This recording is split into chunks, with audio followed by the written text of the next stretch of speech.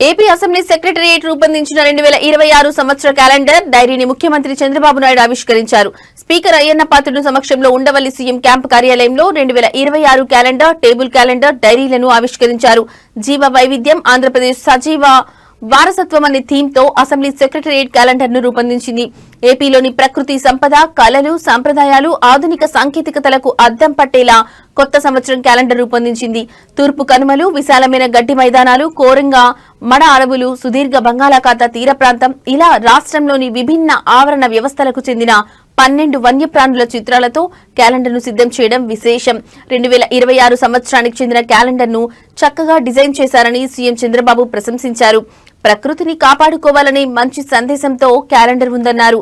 ఇక క్యాలెండర్ ఆవిష్కరించిన సీఎంకి స్పీకర్ అయ్యన్న పాత్రుడు ధన్యవాదాలు తెలిపారు. ఈ కార్యక్రమంలో ఆర్థిక శాసనసభ వ్యవహారాల శాఖ మంత్రి Payyavula Keshav, assembly secretary general Prasanna Kumar పాల్గొన్నారు.